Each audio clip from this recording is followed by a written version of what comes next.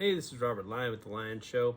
This episode is very cool. It's all about high performance. He actually wrote a book called Epic Performance where he interviewed over 100 executive leaders in different businesses as well as extreme endurance athletes.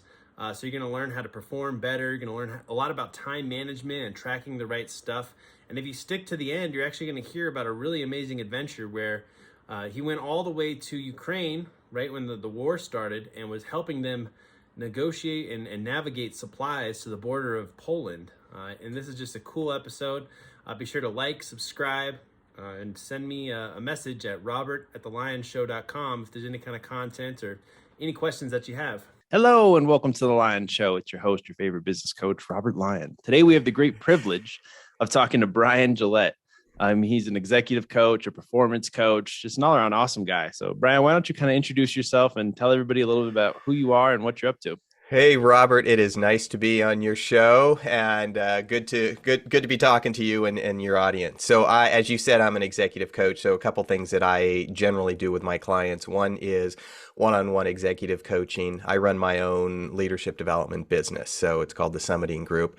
I also work with teams that are trying to figure out where they want to go in the next year or 2 years or a couple of years and help facilitate that team to push them in the right direction. I'm also a father of two boys and husband, live here in the San Francisco Bay Area, and then an endurance athlete. And I'm sure we'll get into a little bit more of that as we go through. Yeah, that's awesome. And then you also just had a book come out called Epic Performance. So we'll get into that. I really want to know, like, executive coach just sounds real cool, real top of the line. So how did your executive coaching life kind of start? How did it all kind of come to be? Well, I'm glad you think it's cool. My kids don't think I'm cool at all. So, well, it sounds cool. It does sound good. So, how it came to be? So, I have, former VP of HR for a mid-sized technology company, been kind of at the executive ranks in a number of technology companies, and have run several leadership development functions, and enjoyed it. I love the work. I love working kind of individually with people, or I love working with teams on how do you optimize your strengths? How do you kind of get a little bit better at what you're doing and make sure you're going in the right direction? So about 10 years ago, in fact, 10 years ago last month, I had the opportunity where it's like, I want to start my own business. I've always had that idea, and it just gives me some of that flexibility I wanted. It allows me to work with the clients I want to work with and not work with some of the clients I don't want to work with. Right. And it's just been extremely rewarding. And so, I'm always a big proponent of, if you have this opportunity or you want to take this opportunity, go do it. Because you don't want to get to be 20, 30, 40 years down the road and go, man, I wish I would have. Yeah. So I've been doing that for the last 10 years and absolutely love it. Perfect, man. I love that. So with these tech companies, were you kind of like startup tech companies? Were you like coming into bigger companies? Most of them were in the mid-size, kind of the 1,000 person. And then every once in a while, 1,000 to under 10,000 people. And then, there's been a few that, I was acquired by a much larger company. So I go in and join, and then you get acquired by a much larger company, and you have to decide, okay, do I want to continue to be in that and make those decisions? So, and then you kind of, you help people perform better, right? Performance is always kind of an interesting word because there's so many different scenarios, right? Are you going to perform as a good husband? Are you going to perform in the office? Are you going to perform in the gym? You know what I mean? And how do you think of high performance? What does it really mean to you? And then we can get into more of the tactics, I guess, that you found to help people. Some of the characteristics of how to perform really well in the office are also how you perform outside the office. And so I had done, the book's called Epic Performance, but then the longer title is Lessons from 100 Executives and Endurance Athletes on How Do You Reach Your Peak. Yeah. And I've been on both sides, that the executive side as well as the endurance athlete. And I had just completed a 200-mile run around Lake Tahoe. So it's 8 marathons back to back. And I'd done a number of other ultra distance events, and I thought, okay, what is it that I'm doing in order to complete something that big? That a lot of people have said, I could never do that. I mean, I'm always surprised with the number of people who say I could never run a marathon, and I think most people could. It's a very doable thing, and so I had my ideas, but I wanted to learn from 100 other people, executives and other ultra distance athletes, and so I interviewed. About 75% of the people were executives, and then the remaining were ultra distance athletes or both. And what are those things that they do? And that's how I came up with Epic Performance. And what Epic stands for is the E is how do you envision the big things in life at work that you want to accomplish? What are those big things, not just next year, but 5, 10, 15 years down the road. I mean, the number of executives that I talk to, they're not looking about what they want to accomplish next year.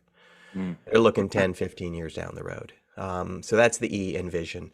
The P is how do you put a plan in place? Once you know where you're going, how do you then put that plan in place to drive to it? And then the I is iterate. You don't start off being the CEO of a company. You start off at a much lower level and then you work your way up. And that's what iterate is. You try things and then they fail. You try something else and it works and you learn from that and then you kind of build on it. You don't start off running a marathon. You start off running, 2 miles. And then the next week around the block. Right, around the block. And then the next week you do 3 miles, and then you build up to 26.2 miles. So that's the iterate. That's so far. It is a long distance, I'll tell you that. Yeah. But it is very doable. And that's, I mean, I heard from so many people, it's like, oh, I could never do fill in the blank. It's like, and so we can dig into that later. The C is how do you collaborate with other people? Yeah, somebody has done this before. Somebody has done, if they haven't done exactly, they've done something similar that you can learn from. And so, or who are your mentors that are helping you? So that's the collaborate. And the last one is perform. Eventually you got to go out and do it. The envision, plan, iterate, collaborate. I always look if you use the marathon analogy, that gets you to the start line. And then performing gets you from the start line to the finish line. Performing is just so important because I don't know. I start a lot of businesses. I talk to a lot of business people and they almost are always just like in their business, in their head, not necessarily doing it. It's like, no, you just got to stop, do the task, chop the wood, get the deal done. You know what I mean? It just, and then keep improving and sharpen your saw. So. Yeah. And figure out, okay, sometimes it's like, where do I start? Yeah. And I was talking to one woman a couple months ago, and she actually it was about a year ago, and she wanted to start her own business. Yeah. And just it's like it's so big, it's so daunting. It's like what can you do in the next 72 hours? Right. That just moves you forward. Go reserve your domain name. Exactly. just do one thing that gets you started in the next 72 hours. Do that. And then repeat it. Do something else that moves you forward. Right. So a little bit at a time. Yeah. So when you interviewed all these athletes and people, like, was there any, what's the word I'm looking for? Like things that they all had in common or things that they all kind of said that was kind of interesting to you that stuck out? There were a number of themes that stuck out. But what also stuck out is there are many different ways to get to the top of the mountain. So I look at the kind of the five behaviors you have to look at: envision, plan, iterate, collaborate, perform. But and some of the people were really good at the envisioning, but maybe not so good at the iterating. And so how do you compensate? Generally these folks were really good at 2 or 3 of the 5, but they knew how to compensate for the others. Yeah. And the other one is they had confidence in themselves. Yeah. And so they were not afraid to go ahead and start something big. Right. And a lot of times they weren't afraid to fail, but they had confidence in themselves. And that confidence came from doing smaller things over and over and being successful. And so you kind of build up your confidence over time. So, I mean, those conversations, I could have kept going and having more conversations, but it was because I learned so much from them. That's awesome. Well, it's a good little little group of people to talk to. You're talking to the top killers, the tip of the spear, I guess, in a lot of these industries and tech stuff and stuff like that. So yeah, and they were all over industries. I mean, it was yeah, a variety of industries, a variety of. I mean, some people had started their own business.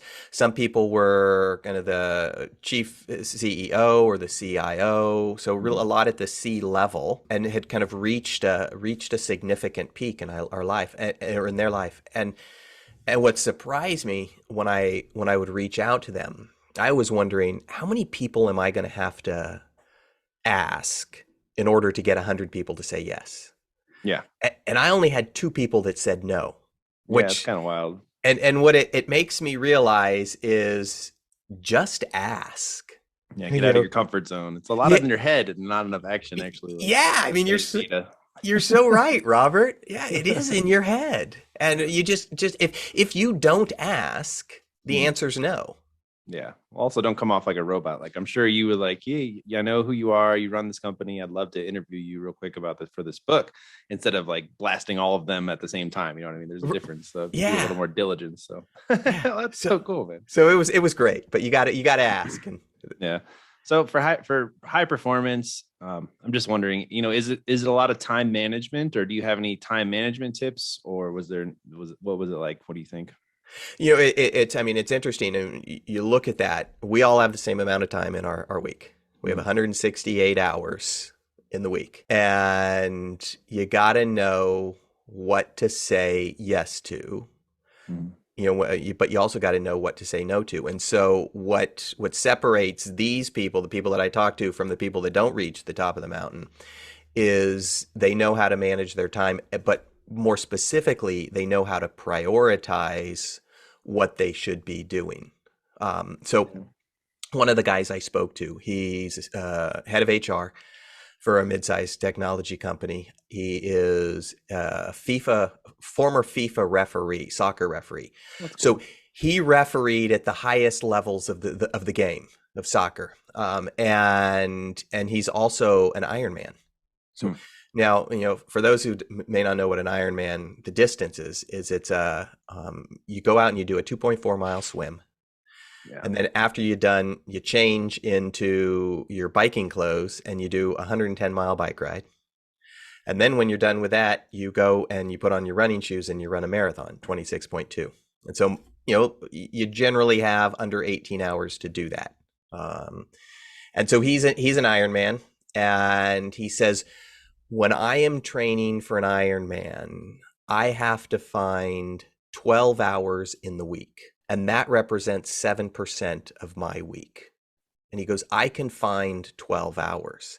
Now, you may be thinking, it's like, 12 hours, I can't find 12 hours. But look at your day and figure out what's going to have to give. And that's what kind of really separated a lot of these people, is they knew that I'm going to have to give up something over here in order to find those 12 hours. And when you talk about time management, it's really about priority management. You look at any executive, and if you want to know where their priorities are, you can look at 2 places. One is you look at where they're spending their money. And then the other one is you look at their calendar, where they're spending their time, because that's fundamentally what they've got. They've got their time and the money. And that'll tell you where. So which means you got to say no to some things. Right. It's hard though. I mean, I think it's Warren Buffett. He says, if you have 5 goals, you have to kill 2 of them, and then you can go forward with those 3. It's like killing your darlings. There's no real right answer, but do you have any advice or tips? Because I kind of have a hard time of deciphering what is the absolute best use of my time, because I'm trying to do copywriting and PR and podcasting. There's so many different things. So do you have any tips on killing your darlings or trying to pick the right things to do? Well, I mean, it's knowing, what are you really good at? And maybe copy editing, it's like, okay, I'm okay at that. Now you can spend a lot of time to get great at it. Right. Or you look at, okay, those things that I'm really good at interviewing and kind of preparing for interviews. I'm gonna get a little bit better at that.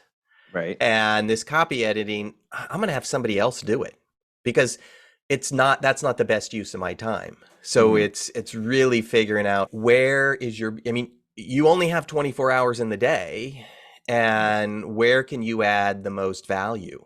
So your advice would be to focus on like your golden zones, the things that you're really good at, to get better at those. That's one thing. Is that where you can add the most value for what you do well? And so you look at that. I always fight the common sense because yeah, I'm not good at editing. I'm not good, but I keep wanting to do copywriting. But I've also mastered, communication and sales. So whenever I just kind of focus on the things that I'm really good at, I always see explosions in growth. And then I come back and I'm like, no, I'm going to go back to doing the really hard things I suck at. You look at like any like Usain Bolt. He's the fastest, one of the fastest runners, on the short distance. And you don't see him going out probably and working on his marathon time. You don't see him going out and working on the javelin. Right. He can probably do both of those faster or better than I can. But what he's focusing on is, how do I take a thousandth of a second off of my 100-meter? Because if I can do that, that's where his superpower is. And so it's really figuring out, what are you really good at? What do you really enjoy doing? And then what can somebody else do? And that's as I talk to these executives, they were really good at knowing, this is where I need to focus my time. But I often say, it's like, take all the things you did in a day and write them down, and then go back and look at, all right, what are the ones that you really should have focused on? Because you got to have those things that are driving you forward 10 years down in the road. Right. But you also got to have those things that, okay, get me to next week, and being able to balance that out. It is a balance. How do you help people? I think we can pivot into like thinking long term for your performance. How do you coach that, or how do you kind of look at it? So the big questions I look at, on the personal side, is ask yourself, in 20 or 30 years down the road, am I going to regret not doing this? Now, I was working with somebody a couple months ago, and they were trying to figure out if they wanted to take on this big project. And they were kind of going back and forth, and they were really excited about the project, but they knew it was going to take a lot of time away from their family, time away from one of their businesses. And so I just looked at them and I said, so in 20 years, are you going to regret not doing this project? It's a community event. And it was like, there was no pause. He said, oh yeah. He goes, clearly I will. And I said, oh, you need to seriously then reconsider and do this. And then the other one is, do you want to do it? I mean, they kind of go together, but whenever I've been faced with something really big, or as I'm talking to somebody, they're faced with really big, and I hear a lot of excuses. I've heard them in my own head, but I also hear them from other people. It's like, oh, I don't have enough time. I'm too old. I'm too fat. I don't have enough money. And those are all excuses. And, the one thing I kind of go to is, do you want to do it? If you say no, then all right, maybe you ought to focus on something different. But if you say yes, then okay, maybe you don't have a lot of money, but you'll be surprised with the number of founders of companies that I spoke to who, they ate a lot of top ramen in the first couple of years of their business. Yeah. I mean, I talked to this really young couple who was they wanted to start their own coffee shop. And they weren't far out of school, and they did not have much money. And so they're now starting this business. And I just recently traded notes with one of them. And I said, because he opened it up before COVID. I said, how are you guys doing? He goes, we focused, and this is another key thing. He goes, we really focused on why we were doing this. And we kept going back to that, and it was hard. And we knew that we wanted to keep all our employees. And that required that we were extra careful with the COVID requirements, even though some of our customers didn't like it. But we never had anybody that got COVID in our store.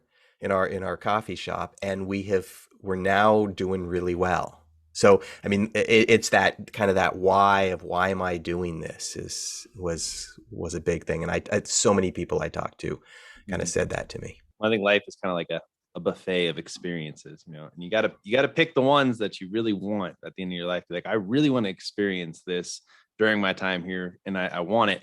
Might not be able to get it right now, but I know that if I stay focused on it and I keep working towards it, I will eventually get to experience that. You know, it's just like anything. You'll get there. I love that. I love that concept. Life is like a buffet. I'm writing that one down because it's great. It is. I mean, when you walk through a buffet, you don't. All right, most people don't take everything. Right. My kids do every once in a while. But it's Depends like, on the buffet. Yeah. It does depend on the buffet, especially when you get to the end and your plate's full and now you get into the desserts. Yeah, exactly. It's like, all right, maybe try. And this is what I encourage people like coming out of college or something. You know, try a bunch of little things. Put a little bit on your plate. Try it and figure out. I don't like that. Okay, right. Then try something else, and then to figure out what you really do like. I love that. I love that buffet. That's great. Yeah. Where a lot of the I'm just curious, this is a weird question, but when you interviewed all the high execs, like, were they happy? Like, were they happy running their companies, or were they all stressed out, or like what was it like? You know, I think most of them were. My sense was most of them were pretty happy. Yeah, they were stressed at times. Mm-hmm. You know, I interviewed. Most of my interviews occurred pre-COVID, but then I've talked to a number of people during COVID, and you know, yeah, they were stressed, but what a lot of these folks do is they like that stress because it pushes them. It's like their personality. It's that adrenaline. Drive. It's like, yeah, I love that. I love that kind of, it makes me feel alive. You know, I don't think, you know, any of them or most of them would be kind of happy if things were just kind of floating along down the river. Yeah. You know? It was just a random question. No, they like the rapids, but you know, it hits a point is I do think you have to push yourself into that stress zone, that uncomfortable zone, a little bit in order to get better. You know, I refer to it as kind of what's your nervous quotient. Yeah. And if you're nervous going into something, okay, it's probably big enough. If you're not nervous going into something, then maybe it's not big enough. Yeah. I think it was Sam Evans. He said, you know, I try and step out of my comfort zone every single day. And now being out of my comfort zone is my comfort zone. So it's like, if you can go out there and like, if you're not on the edge of something, or if you're not pushing the limits, but that's where the success is too, that I've noticed that looking back now, obviously when you're in the experience, it's not as fun, but when you look back at all the times that you've been real successful, or at least for me, you are kind of on the edge of your you know, comfort zone. You're doing something out of the box. You're doing something. You're pushing it. Basically, you're trying to be better than you were yesterday. You know, so you know, it's. I was talking to somebody the other day, Robert, and I, you know, I'll often say it's good to be. It's you want to get comfortable being uncomfortable. And his response, he goes, if you get comfortable being uncomfortable, he was coming at it from a logical perspective. Aren't you then always uncomfortable? Like, what is that? I think actually he goes, don't you kind of eventually get comfortable? It's like I'm kind of jumbling it up a little bit, and I don't say you have to always be in the uncomfortable zone. Right. No, I agree. It's not healthy to be always in the uncomfortable zone, but when you're going for that growth, I guess, right? If you're trying to climb the mountain, like once you get to the top of the mountain, you can rest a little bit, but you got to get up there, or you got to set up camp, you know, or whatever it is. You got to spend a little time. You know, another way you look at it is like if you're swimming, there's sometimes it's fun to be in the shallow end of the pool, right? But eventually you got to go into the deep end of the pool, and when you find yourself in the shallow end of the pool for a long period of time, hey, go over and swim in the deep end. Yeah, experiment a little bit. Yeah, dip a toe over there. You can always come back. Yeah. So I got a couple things else I want to hit on.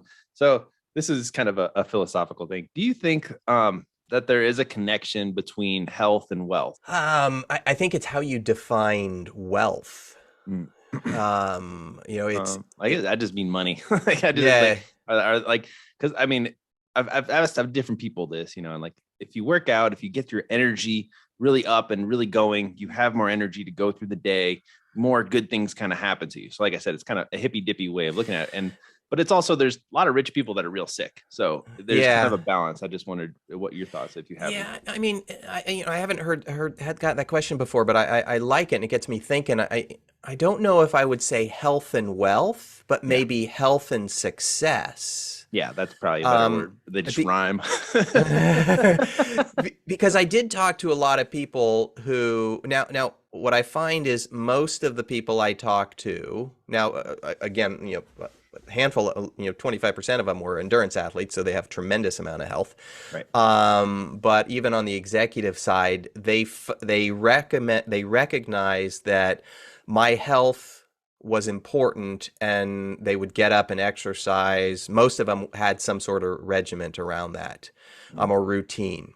Yeah. Because, and I will tell you, when I am, if I'm walking around the house and I'm irritable with my wife or the kids, my wife will often say, "Hey, honey, maybe you ought to go for a bike ride." Yeah.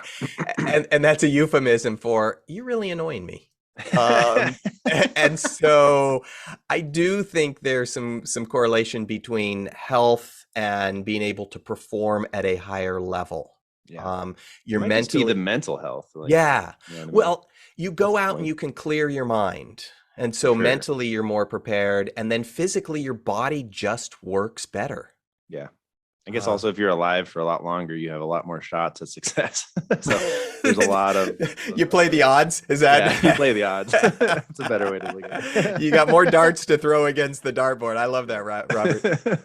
And then the other important thing I want to know is, for high performance, I talked to another lady on another interview, and she said the best thing for high performance is to get into a state of flow. And I'm wondering if any of the executives you talk to, or in your own experience, if that's a key thing.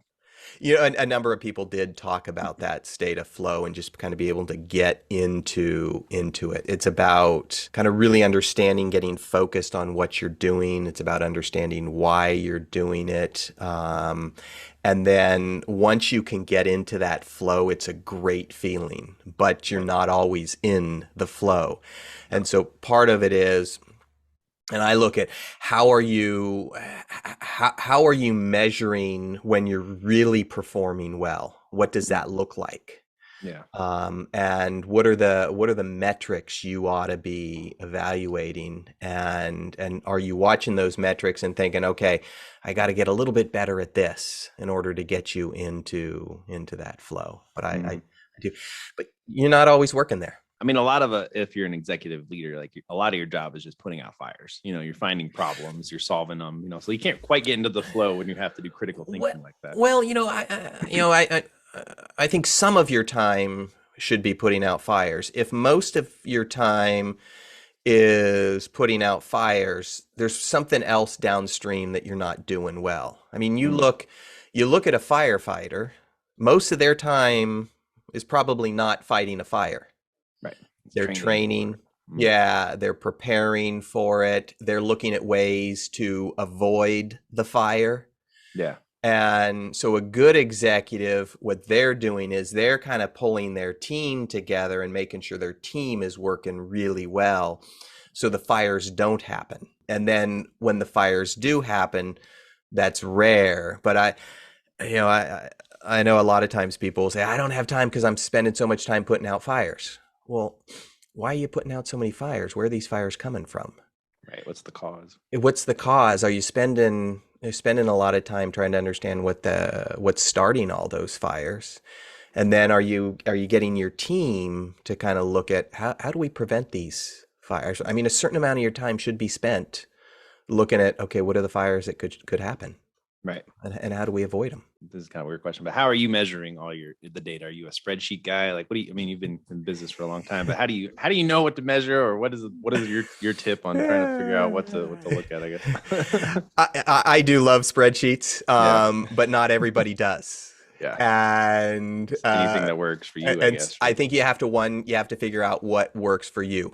I think the key thing is really figuring out what are the 2 or 3 or 4 things that I should be measuring.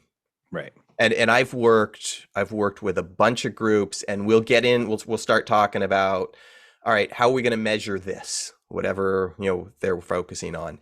And people will throw out ideas. Well, we can measure this. It's easy to pull this data, or it's easy to pull this data, or it's like, well, we're talking about what data we can get easily. Let's look at what we should measure to really show performance, and then figure out how do we get that data. I'll give you an example. When I was training for any of the big ultra distance events that I've done, I wear a watch, and on that watch, it measures 100, and I'm not being facetious about that, but more than 100 data elements in terms of my heart rate, my speed, my different pacing, Cool. your distance, your speed for each mile. And there's 100 data elements you can look at. And I don't want to look at all 100. I only wanted to look at maybe 3 or 4. And those would be the only, and on my watch, I can set it where it shows those 4. Now, if I want to go to another screen, I can go to another screen and it'll show a few more. But I wasn't interested in my heart rate, because I was able to at some point get an idea of, okay, I could get a sense of, oh yeah, my heart rate beating at about 104 beats per minute now.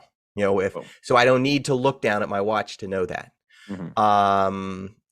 One thing, if you're cycling, you want to know how fast are your legs spinning.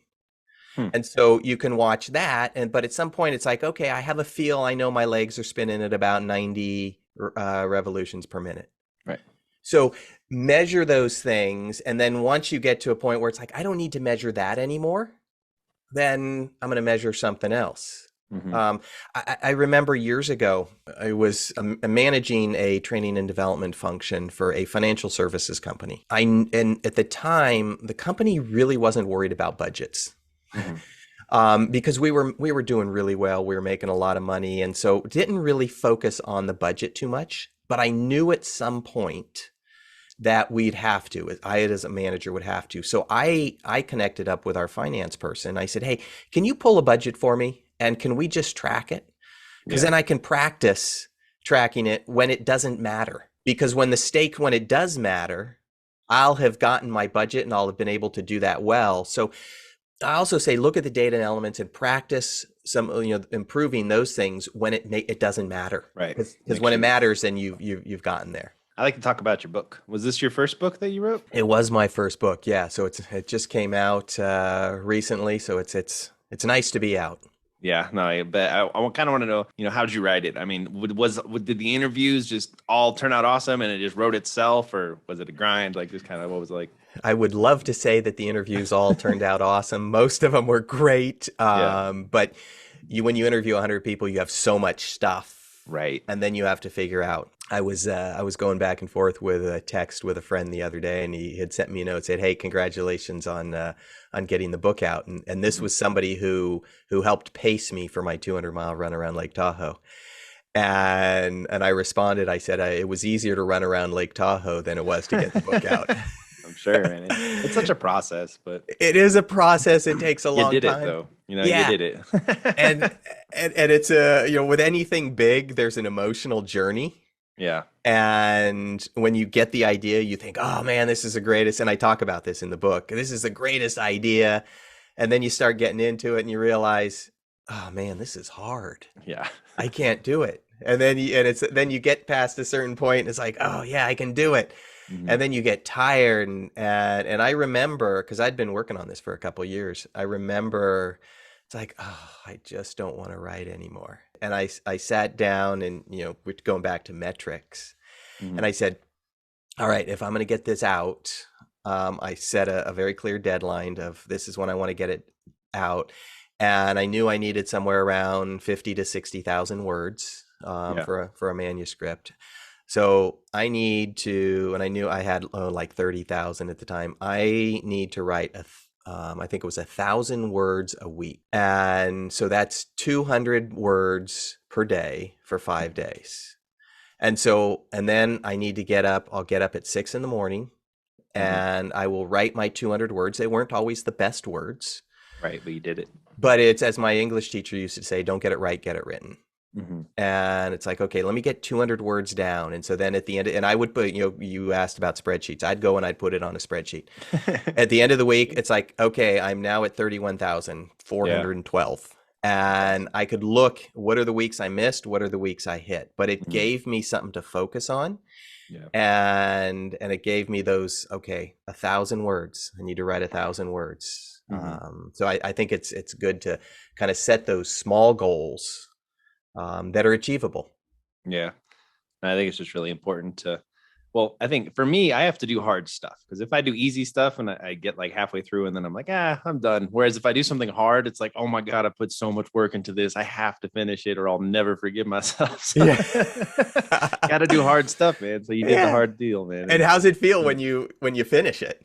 great, then well, you have success. You actually Yeah. have something in the real world that came from your brain, so it's wild to finally get it out there. Yeah.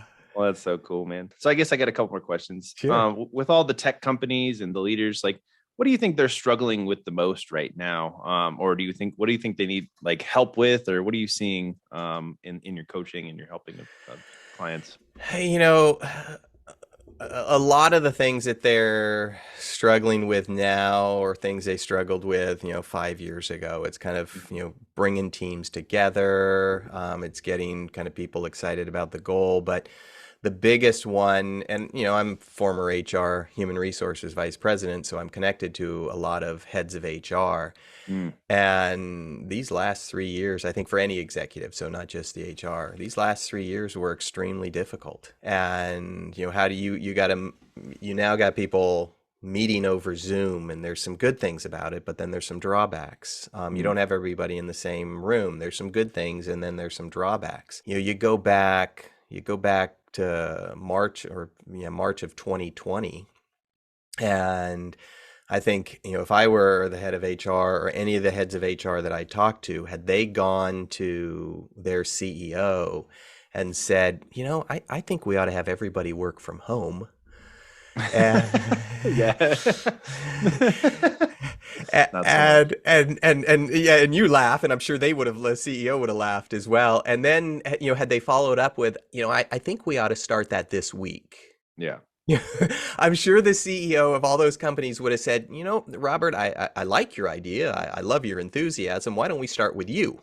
You're fired. and, No, I'm kidding. No. and not only why don't we, try this working from home thing, why don't we try not paying people as well? And we'll start with you. So I think every CEO would have said, that's impossible. We can't do that. Right.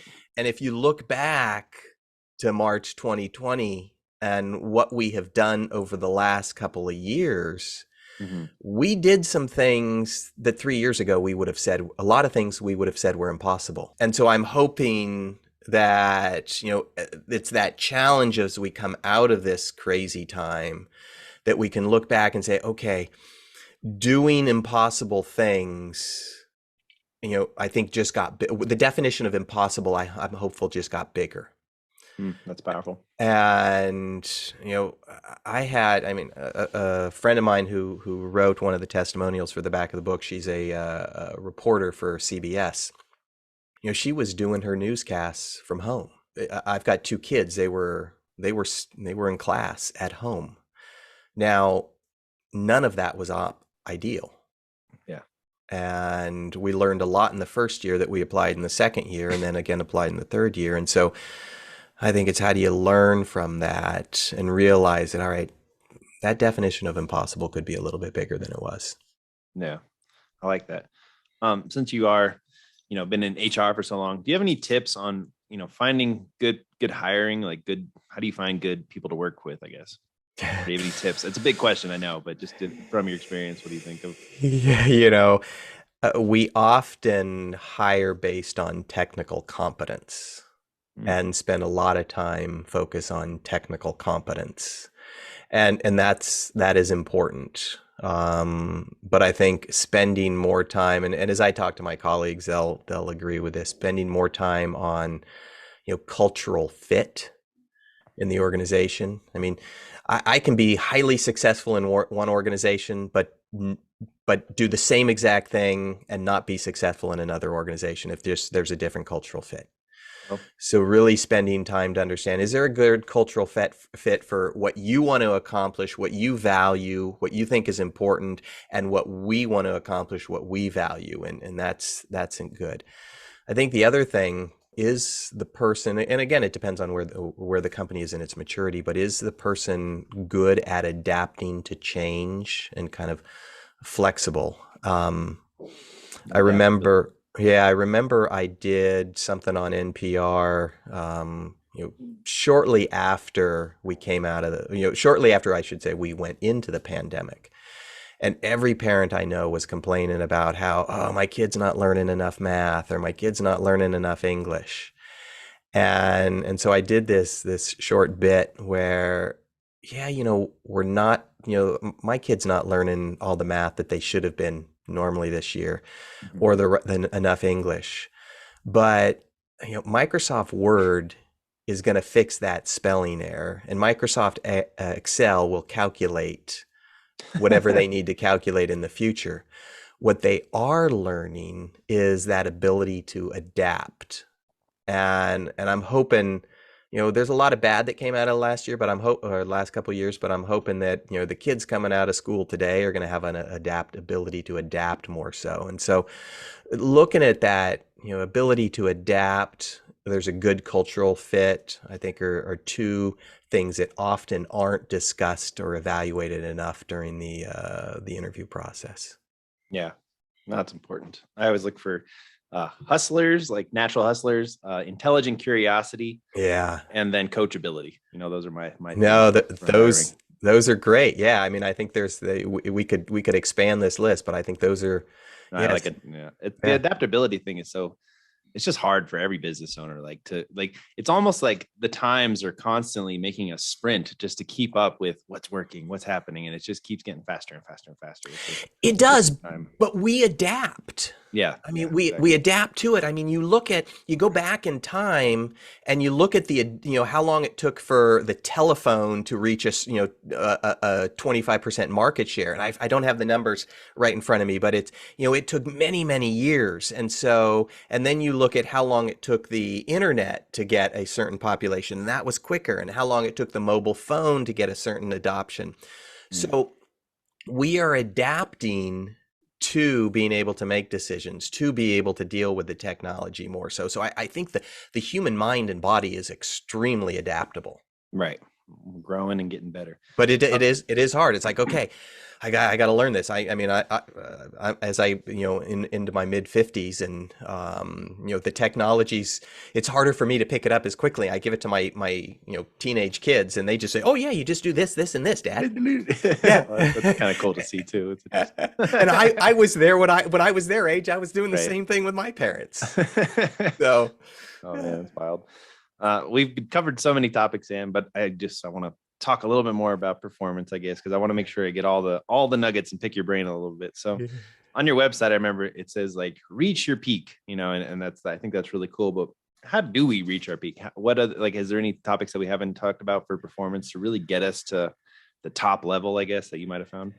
I think the biggest one in it's the very first part of Epic. It's envision. Do you Yeah. know what the peak is? Mm, And do you know where that peak is? Do you know what it looks like? Do you know what success looks like? I love mean, that. there's a lot of research that talks about being able to visualize, the success. You look at any of the high performing athletes. Michael Phelps, before he jumps in the pool, he is visualizing what success looks like. Right. I remember I saw a documentary about the Blue Angels years ago. And before they get into the cockpit, they all sit in a hotel in wherever they're in a room, and they walk through the entire show just kind of talking through it, and they visualize the entire show. So they know when they're turning, right or turning left, and they know when they're going up, and so they just visualize the entire thing. It's awesome. But you've got to be able to see the future in order to be able to get to the future. So I Love, think that's the biggest thing, yeah. Robert. I've never heard that story of the Blue Angels. I think that's really cool. Yeah, it was fascinating when I saw it, and it's like, oh yeah, they're just their eyes are closed. They're sitting in a conference room, and they're just kind of, they're moving back and forth. They're talking through, and it's all very calm. All right, bank left in 3, 2, and it was fascinating to watch. That's really cool. Well, perfect, man. I got a couple questions that I ask Sure. everybody that comes on the show. But before we get into that, what are the best ways for people to find you online or buy your book? What's your websites? What's the best way for people to reach out? Thank you for asking. So the best way is, my website is epicperformances.com. So it's EPIC performances with an S at the end.com. And that'll link you to me. You can learn more about the book. The book's on Amazon now. It's in Barnes and Noble, and so you can go there and get it online. But epicperformances.com will get you. And then I'm on LinkedIn. That's from a business perspective where people can find me. My first name, it's Bryan, so Bryan Gillette, and Gillette's just like the razor blade. So yeah, the weird question, it kind of put you on the spot, but I'm writing a book about money. So I just want to ask people, like, do you have any tips on making more money, or just tips on money in general? I know it's put you on the spot. I started my career for an investment company and spent 7 years with them. And the biggest tip is, just look long term. And it's the same thing I tell when anytime somebody is trying to think about a big goal. There's a lot of get rich quick books out there.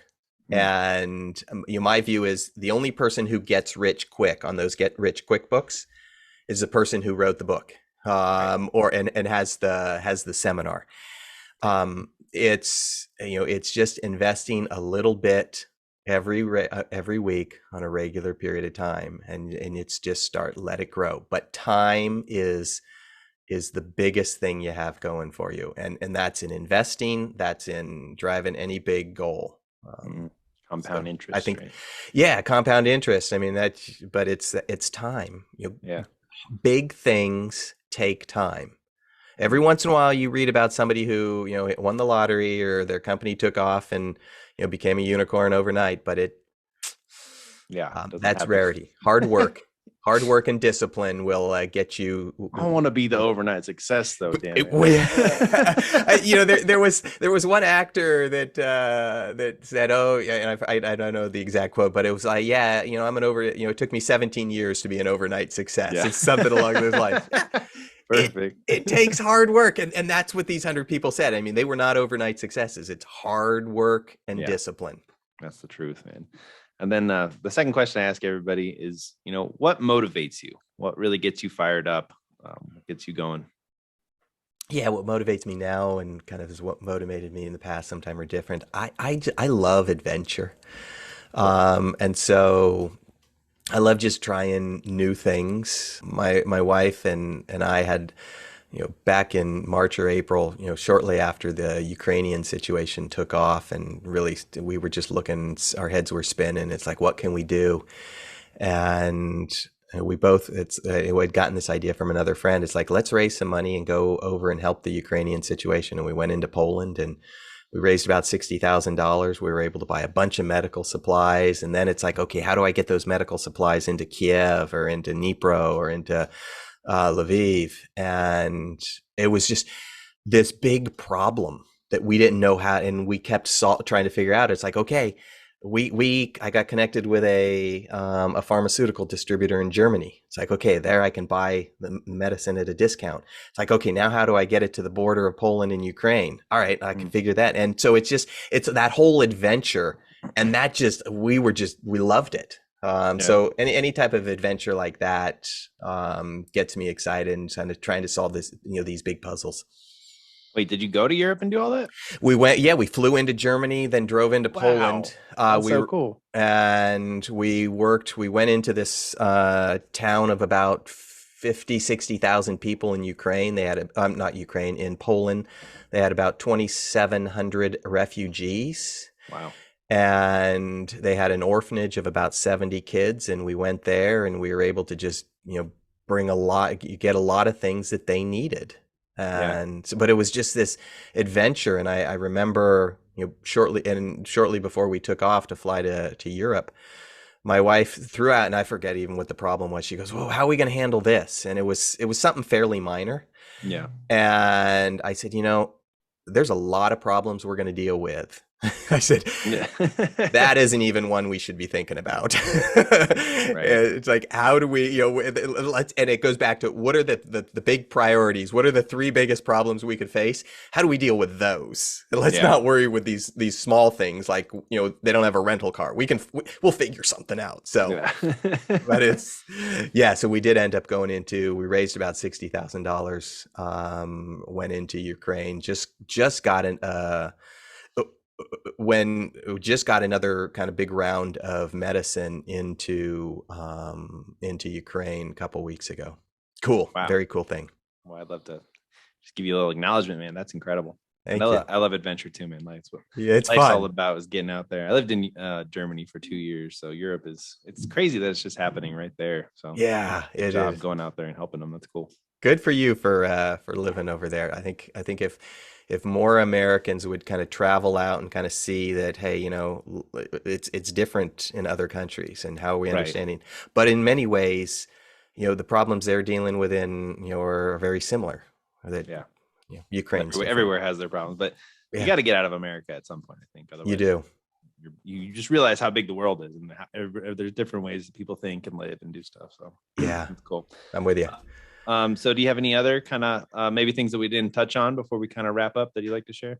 I think the only other thing, and maybe we did touch a little bit on it, is just, if you're look out 20, 30 years and really ask yourself, will I regret, I think we talked about it at the beginning, but that's a big one. Will I regret not doing this? And there's a woman, Bonnie Rare, who wrote a book about the top regrets of the dying, and she's from the UK, and she was interviewing people in their final years of life.